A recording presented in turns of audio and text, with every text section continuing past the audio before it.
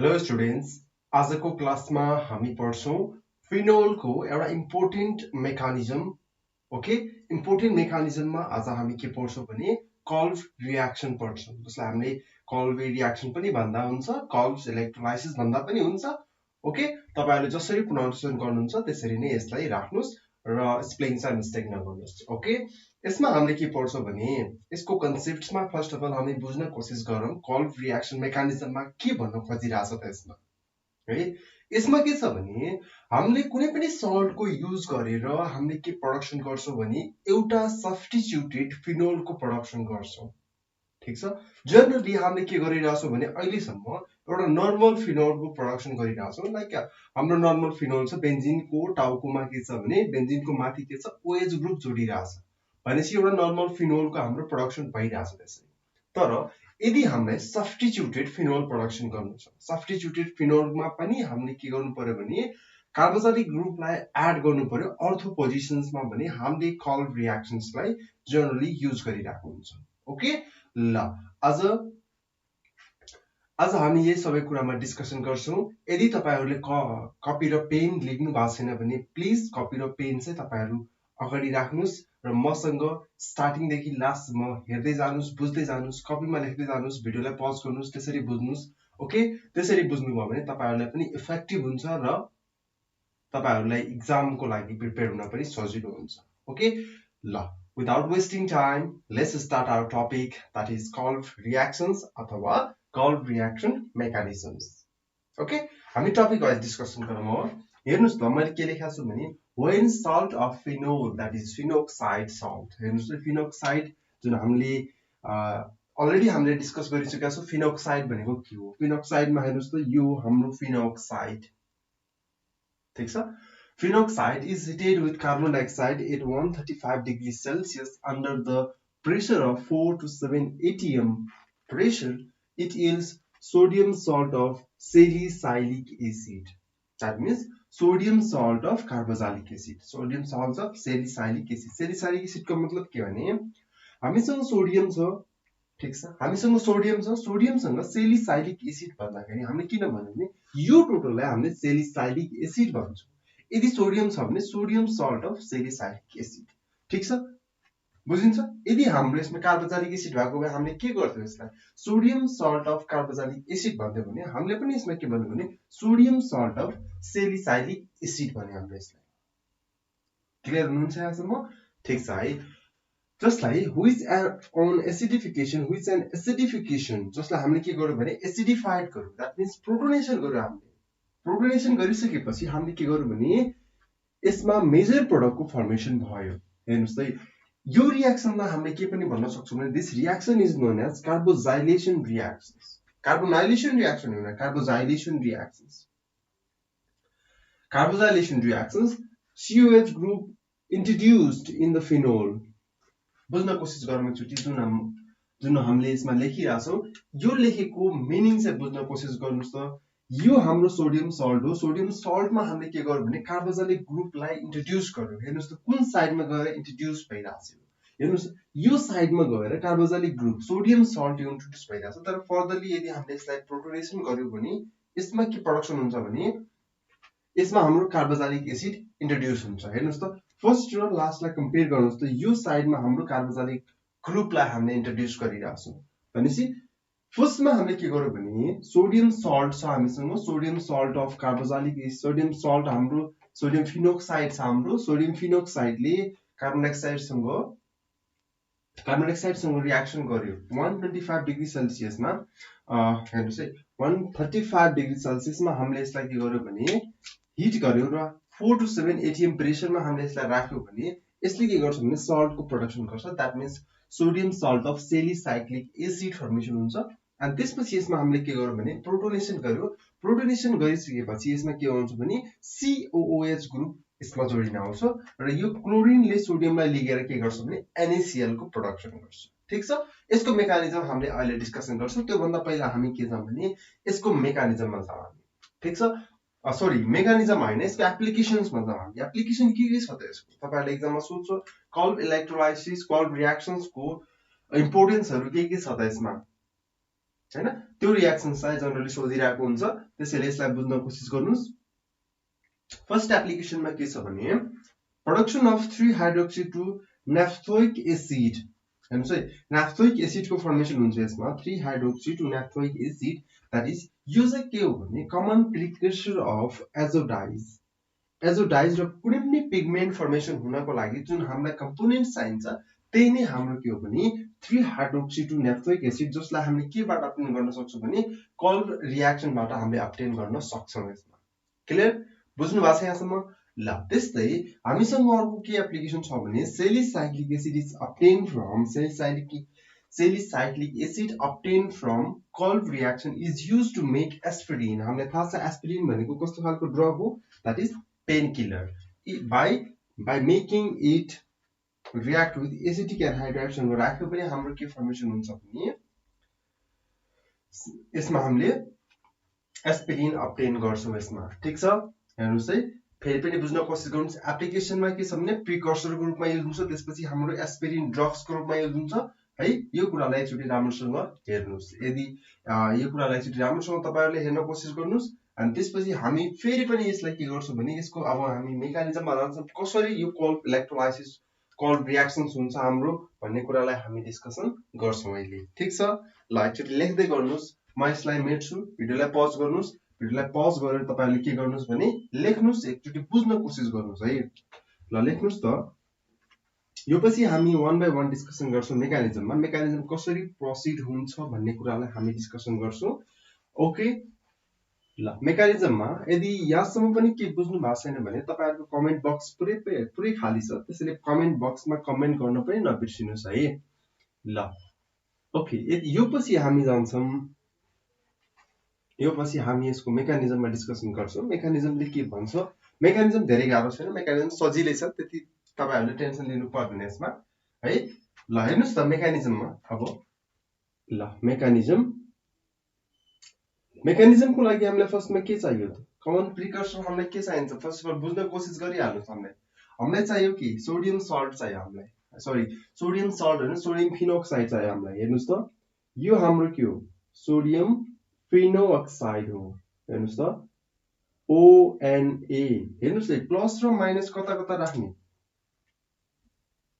Sodium के हो sodium हाम्रो मेटल हो त्यसैले हामीले सोडियम मेटलमा हामीले के राख्यौ प्लस चार्ज राख्यौ सोडियममा प्लस चार्ज राखिसकेपछि हामीले के गर्यौ भने यो माइनस चार्ज के हुन्छ भने रेजोनेन्समा पार्टिसिपेट गर्छ दैट मिन्स हामीले यसमा के गरिरहेछौं भने प्लस CO2 युज गरिरहेछौं C डबल बोन्ड अक्सिजन एउटामा के गर्नुस् भने प्लस चार्ज राख्नुस् अर्कोमा के गर्नुस् भने माइनस चार्ज राख्नुस् हेर्नुस् त प्लस चार्ज कुनमा आउन सक्छ त प्लस चार्ज हाम्रो आउन सक्छ कार्बनमा आउन सक्छ कार्बन भन्दा मोर इलेक्ट्रोनेगेटिभ कुन छ भने अक्सिजन छ त्यसैले यसमा माइनस चार्ज तपाईहरुलाई योमा अट्याक गराउनु छ भने यसमा अट्याक गराउनुस् तपाईहरुले योमा अट्याक गराउनु छ भने यसमा अट्याक गराउनुस् तपाईहरुको विचार जसरी तपाईहरुलाई लाग्छ त्यसरी नै गर्नुस् अब के गर्छु भने मैले हेर्नुस् त यो बोन्ड शिफ्ट हुन्छ यता किनकि अक्सिजन अनस्टेबल भइसकेको छ किनकि यो कुनै पनि अल्काली मेटलसँग जोडिराछ भने यो अनस्टेबल भइसक्यो है त्यसपछि यो अनस्टेबल हुने बित्तिकै अर्को कार्बन हाम्रो के हुन्छ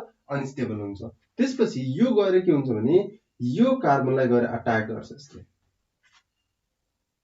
यहाँसम्म के प्रब्लम छ हेर्नुस् त एकचोटी यहाँसम्म के प्रब्लम छ छैन नि यहाँसम्म प्रब्लम छैन भने यो बोन्ड गएर के हुन्छ भने माथि शिफ्ट हुन्छ यसरी राम्रोसँग बुझ्न कोसिस गर्नुस् हेर्नुस् त मैले के गरे भने माइनस चार्जलाई मैले यता अट्याक गरे रिङलाई डोनेट गर्दिए मैले र त्यसपछि डोनेट गर्दिसकेपछि मैले यो कार्बन के हुन्छ यो कार्बन अनस्टेबल भइदिन्छ मान्छे एक्स्ट्रा इलेक्ट्रोन पेयर आइदिन्छ यसमा इलेक्ट्रोन पेयर आइदिसकेपछि त्यसपछि यो बोन्ड के हुन्छ भने यो इलेक्ट्रोन के हुन्छ भने यो कार्बनमा शिफ्ट हुन्छ भनेको यो यसलाई तार्न खोज्छ यसले मान्छे अट्याच हुन्छ यसमा अब त्यसपछि हामीले यसमा के गर्छौं हेर्नुस् त अर्को स्टेपमा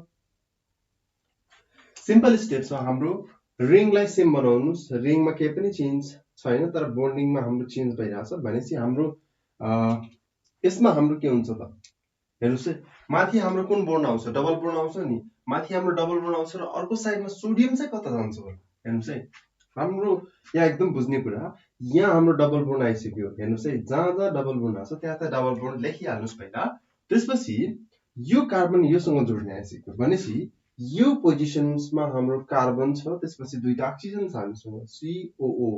हेर्नुस् है, त्यसपछि हाम्रो यो बोन्ड शिफ्ट भएर डबल बोन्ड भयो। त्यसपछि हाम्रो के भयो भने अर्को के छ भने यो बोन्ड त एज इट इज नै छ हाम्रो, यसमा त केही पनि प्रब्लम छैन नि त हामीलाई।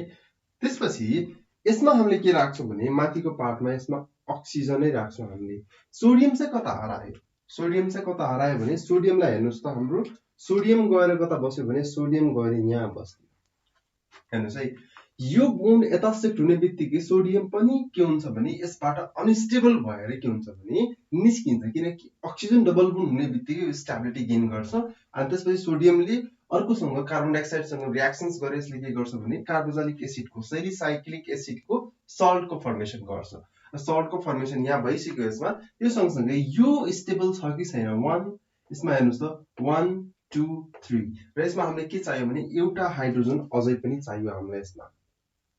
ठीक छ, एउटा हाइड्रोजन अझै पनि चाहियो, किनकि हामीलाई कार्बन पनि स्टेबल गराउनु पर्छ यसमा। त्यसैले हामीले के गर्यो भने यसमा हाइड्रोजन पनि राख्यौं। कसरी है भने यसमा हाम्रो के हुन्छ, दुईटा हाइड्रोजन हुन्छ, त्यसैले एउटा हाइड्रोजन हटिसक्यो र अर्को हाइड्रोजन के हुन्छ भने जोडिन आइसक्यो यसमा। भनेपछि अबको पार्टमा हामीले गर्छौं के भने यो बोन्डलाई हामीले शिफ्ट गर्छौं यता, र यो गइसकेपछि यसको टाउकोमा माइनस चार्ज डेभलप हुन्छ। किनभने यो हाम्रो बेन्जिन यसरी स्टेबल हुन्छ त बेन्जिन हुँदैन। बेन्जिनले आफैले न्युक्लियोफाइलको बिहेभ गर्छ, तपाईहरुलाई पनि थाहा छ।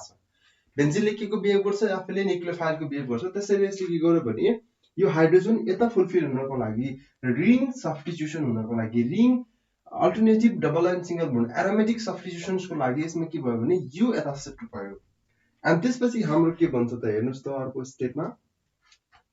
अर्को स्टेपमा हाम्रो सिम्पल छ। त्यसैले फेरि एकचोटी हेर्नुस् त, यसमा यो भयो हाम्रो। भनेपछि यो बोन्ड हाम्रो के छ, यो एज इट इज नै छ हाम्रो। भनेपछि माथिको यो के छ, यो बोन्ड छ हाम्रो, यो सँग हाम्रो अक्सिजन छ। अक्सिजनको टाउकोमा कुन चार्ज गयो हाम्रो, अक्सिजनको टाउकोमा माइनस चार्ज गयो हाम्रो। र हाम्रो बोन्डिङ अर्को कता आयो भने यो साइडमा बोन्डिङ भयो, र यो के भयो भने COO। हेर्नुस् है, अब चाहिँ सोडियम नै हुन्छ कि कुन चाहिँ हुन्छ हाम्रो यसमा, अझै पनि सोडियम छ कि सोडियम हटिसक्यो कि के छ यसमा अब भन्ने कुरालाई हेर्नु भने हाम्रो यसमा सोडियममा कुनै पनि चेन्ज आएको छैन। त्यसैले मैले सोडियमलाई एक्ज्याक्टली सेम नै लेखेँ, र हाम्रो रिमुभ हुने पार्ट भनेकै सोडियम नै हो। हेर्नुस् है, सोडियममा सोडियम नै राखेँ, तर यसमा हेर्नुस् त यहाँ चेन्ज आयो, यहाँ पनि चेन्ज आयो हाम्रो। र यसपछि हामीले के गर्छौँ भने यसमा HCl को युज गर्छौँ। HCl को युज गर्नुको मिनिङ के हो त, यसमा एकचोटि बुझ्न कोसिस गर्नुस्। What is the function of HCl? हेर्नुस् है, मैले HCl लाई के गर्छु भने HCl लाई मैले आयोनाइजेसन गर्छु, H++ Cl- बनाउँछु। भनेको मतलब यसले के गर्दो रहेछ भने इन्डाइरेक्टली अथवा डाइरेक्टली यसले प्रोटोनेसनमा हेल्प गर्दो रहेछ। ठीक छ, HCl ले के गर्दो रहेछ भने यसमा प्रोटोनेसनको काम गर्दो रहेछ। र क्लोरिनले किन राख्यो भने हाम्रो सोडियम छ, त्यसैले हाम्रो सोडियमसँग यसले के गर्छ भने सल्टको फर्मेसन गर्छ। ठिकै छ, ठिक छ, बुझ्नु भएको छ यहाँसम्म? अब त्यसैले हामीले यसमा के गर्छौँ भने तपाईहरुले बुझिसक्नुभयो के आउँछ प्रोडक्ट भनेर। अब हेर्नुस् त, यो बोन्ड सेम छ, यो बोन्ड पनि सेम छ, यो बोन्ड पनि सेम छ। त्यसपछि हाम्रो आउँछ चाहिँ के, अब फेरि पनि हेर्नुस् त, यो हाइड्रोजन गएर के गर्छ भने योसँग अट्याच हुन्छ। मतलब के भयो भने यो अक्सिजनले गएर यो हाइड्रोजनलाई अब्स्ट्र्याक्ट गरिदिन्छ आफ्नो साइडतिर। भनेको जुन हामीले यहाँ प्लस चार्ज लेख्छौँ, H+ लेख्छौँ नि, यो H+ लाई के गर्छ भने यसले तान्दिन्छ, अब्स्ट्र्याक्सन गर्छ। त्यसपछि हाम्रो के हुन्छ भने माथि OH ग्रुप जोडिन्छ। अनि त्यसपछि हाम्रो यसमा के आउँछ भने COH यसरी आउँछ हाम्रो। बुझ्नुस् है, यसले के गर्छ भने यो माथि गएर हाइड्रोजन एब्स्ट्र्याक्सन गर्छ।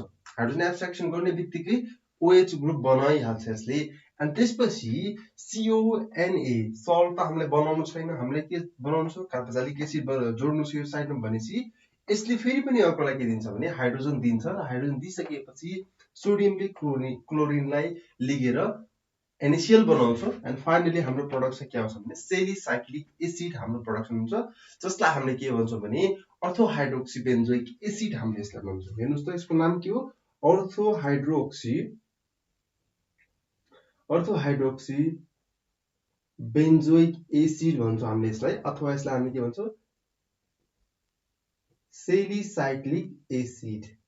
जुन कि हाम्रो के हुन्छ भने is a main precursor of azo dyes र पिगमेन्ट्सको लागि यो मेन प्रिकर्सर हो। एन्ड सँगसँगै हाम्रो के पनि हो यो। त्यसपछि यसलाई हामीले के को रूपमा पनि युज गर्न सक्छौँ, एस्पिरिनको रूपमा पनि युज गर्न सक्छौँ। एस्पिरिन प्रडक्सन गर्नको लागि पनि यो सेलिसाइक्लिक एसिड इम्पोर्टेन्ट कम्पोनेन्ट्स हो। ठिक छ, यहाँसम्म क्लियर हुनुहुन्छ नि? यहाँसम्म क्लियर हुनुहुन्न भने मलाई एकचोटि कमेन्ट गर्नु, सर मैले बुझिनँ भनेर है। ल, मेकानिजम यति नै हो। म एकचोटि फेरि भनिदिन्छु तपाईँहरूलाई है, फेरि पनि रिपिट गर्नुहोस्, फेरि पनि रिपिट गरेर सुन्नुहोस् है। यदि तपाईँहरूलाई हेर्न मन छैन भने खोलेर राखिदिनुहोस् भिडियो, तपाईँहरूले ताकि सुन्नुहुन्छ, बुझ्नुहुन्छ, तपाईँहरूले सुनिराख्नुहुन्छ। त्यसो सुनिराख्दाखेरि तपाईँले भन्छ मेमोराइज हुन थाल्छ र ब्रेनमा पिक्चराइज हुन थाल्छ। त्यसैले ओपन गरेर छोडिदिँदा पनि हुन्छ तपाईँहरूले है। एकचोटि हेर्नु भइसक्यो, दुईचोटि हेर्नु भइसक्यो, तीनचोटि हेर्नु भइसक्यो भने त्यसरी तपाईँहरूले कानमा राखेर यतिकै रिकर्ड गरेर रेकर्डिङ सुन्दा पनि हुन्छ यसको है। किनकि यसको MP3 डाउनलोड गर्नुहोस्, डाउनलोड गरेर त्यसपछि के गर्नुहोस्, कानमा लगाइराख्नुहोस्। यो पछि यो हुन्छ। हेर्नुहोस् है, म एकदम क्लियरली बुझाउन कोसिस गर्छु। सोडियम फिनोक्साइडले के गर्यो भने कार्बन डाइअक्साइडसँग रियाक्सन्स गरेर, यसले कार्बन डाइअक्साइडसँग रियाक्सन्स गरेर हाम्रो के फर्मेसन गर्यो भने सल्ट बनायो। Sodium salt of salicylic एसिडको formation गर्यो। र त्यो सोडियम साइड यो बनिसकेपछि यसमा हामीले फर्दरली के गर्यो भने प्रोटोनेसन गर्यो।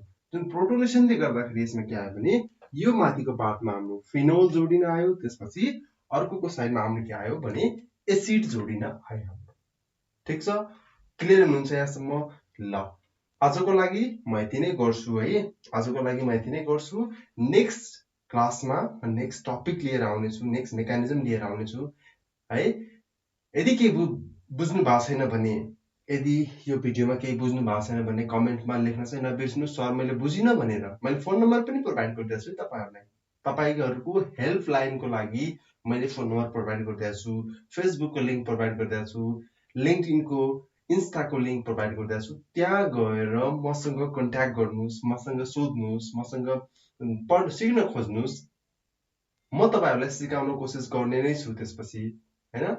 ल, भिडियोलाई सब्सक्राइब गर्नु भएको छैन भने भिडियोलाई सब्सक्राइब पनि गरिदिनुहोस् है।